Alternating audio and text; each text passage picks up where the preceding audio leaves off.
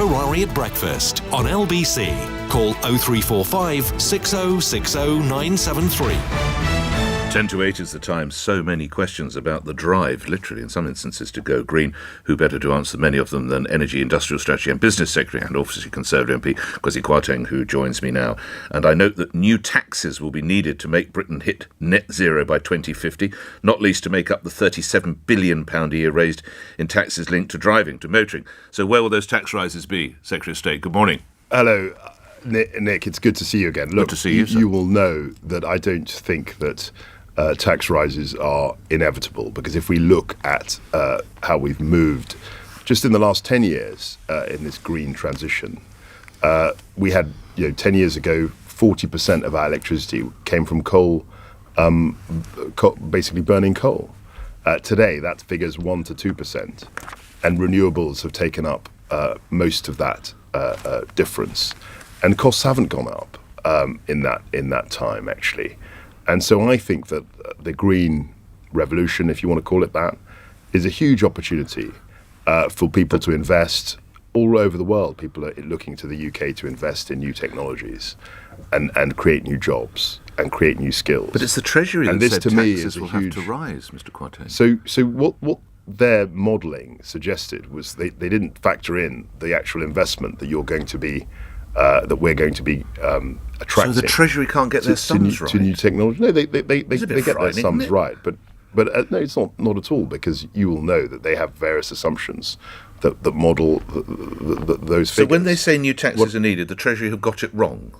No, I'm not saying they've got it wrong. I'm saying that in the way they've answered their question, they say, new taxes will be needed. What I'm saying is that if you actually factor in the fact that you've got lots more investment coming in, which I can't put a number to. I mean, just as 10 years ago, you couldn't have said that £100 billion was going to go to offshore wind, and that was the number that actually materialised. Right. There's huge amounts of investment. That's what we were talking about yesterday when we had investors from all over the world coming into the UK saying that they're really excited about investing in green technologies. But obviously one thing that will go is the £37 billion that is gleaned from current motor jet levies, fuel duties, whatever it might. How is that to be made up? Over time, that will. It won't just be switched off. No, of course, overnight. Where would it come from?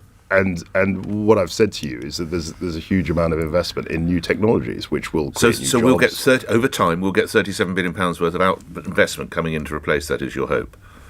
Huge amounts. I mean, if you look at offshore wind over the last 8 years, we've had 100 billion of investment, and that wasn't taxpayers' money. That was people who wanted to build offshore wind farms, and generate power in that way. You'll be aware that the director of the Institute for Fiscal Studies says the final bill, spread over years, could be £1 trillion, spread over decades. Yeah, you're right, but not all of that is coming from.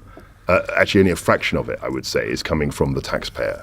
As I've kept trying to say, when you look at people who want to build offshore wind farms, they want to build solar panel generating electricity, that money that they are spending is not taxpayers' money. Mostly, the vast majority of it is private sector money. It's private investment. What if the money doesn't come in? What happens then? I think it will. And it has to. Right, well, I say if we're I going think to make this transition, But Nick, if it doesn't happen, we're not going to make the transition. We're not actually going to. So we won't go green to net zero. No, I think we will. I think, but right. In order to go green, Nick, we have to attract private investment. There's no way that any government in the world, frankly, is going to be able to tax people enough to make that transition. The ambitions are praiseworthy and laudable, but do you think we've got enough charging points for us all to start diving into green vehicles? I think charging points are increasing rapidly. I read a figure, something like 500 a month. Clearly, we need to increase that. There's more money that we've devoted to it. I think £600 million was announced for more charging point rollout.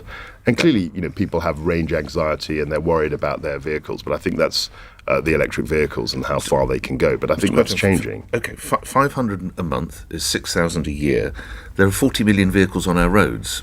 I think it's about 28 million. 28 million, all right. But yeah, some are parked up. I get we your are point. decades away from having enough No. charging points. So look, there are 28 million, and 700,000 of them are electric vehicles. So today, one vehicle in 40, one car in 40. that is going to increase enormously. I mean, only 3 or 4 years ago, we were on about 10,000. But if I live in it's clearly gone up hugely. If I live in a block of flats in Bolton, how am I going to charge my car? I can't run a cable out the window. There'll be charging points on the street. I think we're going to have huge but they're not there increased yet, are numbers. Well, this is the point, Nick. We're going from one phase where we had, 10 years ago, nobody thought of EVs. But in 10 years' time, I'm sure most people will have them. We're just going from one set of technology, one type of Except technology they to are, another. and I appreciate the government doesn't set the cost of cars. I realise that. But allowing that the average cost of an electric vehicle, Tesla at the high end, I appreciate, is around £45,000 for a new vehicle. And then as regard heat pumps, it's going to cost you possibly £10,000 if you're fortunate enough to have a garden or somewhere you can put it, and the government gives you 5. 2 weeks ago, you blokes and women cancelled universal credit. This isn't levelling up, is it? This is just helping your rich friends. No, so Nick, as in any technology, I'm sure you've got an iPhone. I'm sure you might even have an iPad. I do. At the start, the costs are quite high. You'll remember when we had iPhones, when they were introduced, they were very high. And then over time, quite quickly actually, the prices come down. So I was talking to car manufacturers yesterday, and they think they can make an EV and retail it at £10,000. That's something that I think is going to happen. These costs are going to come down. Same with the heat pump. And more and more people will take up this technology, just as they've done with flat screen TVs, with iPhones, with all the kinds of things that have happened in our lifetime. You think this works for change. people beyond the red wall? I think it does. I think it does. How? I mean, I look back in 19. Heat pumps, are they? No. But so technology, uptake of technology, is something that's dominated all our lives over the last 20 or 30 years. If you look back 30 years, and you and I remember those days, there was no Facebook, there was no internet, there was no Google, there was no iPhone, there was none of that stuff. Didn't they? Yet we managed to make that transition. Didn't the good and folk I think we'll of do the same Redcar thing. and Bury put you and your colleagues in power to control migration, build hospitals, and get more police officers? They didn't. And we're put you doing in those power. things. They didn't put you in power to put a heat pump in their back garden and drive an electric car.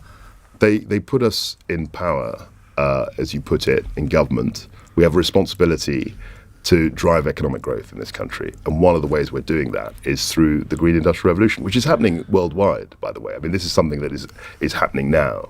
And we have a choice in this country. We can either be world leaders in this, or we can be laggards. And this is an opportunity for us to be leaders in this.